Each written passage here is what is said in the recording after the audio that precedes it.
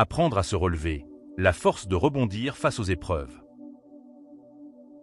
La vie est faite de hauts et de bas. Rien ne se passe jamais exactement comme prévu. Il arrive qu'un événement inattendu bouleverse notre quotidien. Une perte d'emploi, une séparation, un échec scolaire, un deuil. Ces moments difficiles peuvent nous faire perdre confiance, nous donner l'impression que tout s'arrête. Mais ce n'est jamais la fin, car l'être humain a cette formidable capacité, celle de rebondir, de se remettre debout, même après une chute douloureuse. Rebondir, ce n'est pas nier la douleur. C'est traverser la tempête et réussir, un jour, à voir à nouveau un peu de lumière. La capacité à rebondir ne tombe pas du ciel. Ce n'est pas un trait de caractère réservé aux plus forts.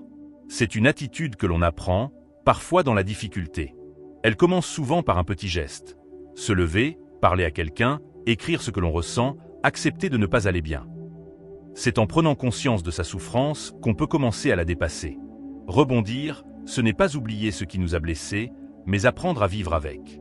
C'est transformer la blessure en expérience et l'échec en leçon.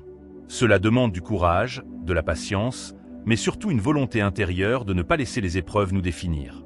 Rebondir seul est difficile. C'est pourquoi le soutien des autres est souvent essentiel. Une parole bienveillante, une présence sincère, une main tendue peuvent faire toute la différence. On ne le répétera jamais assez. Demander de l'aide n'est pas un signe de faiblesse, mais un acte de sagesse.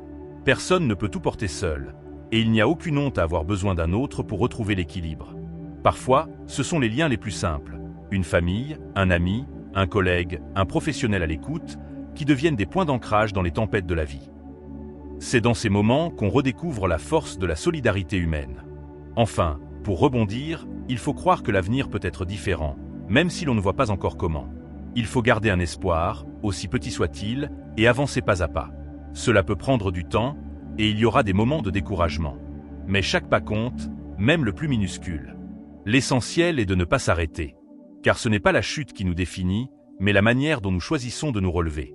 Dans chaque épreuve se cache une possibilité de grandir, de mieux se connaître, de réinventer sa route. Rebondir, c'est faire le choix de la vie, du mouvement, du changement. C'est accepter que notre histoire continue, autrement, mais avec toujours cette force intérieure qui nous pousse à dire « Je ne suis pas fini, je vais me relever ».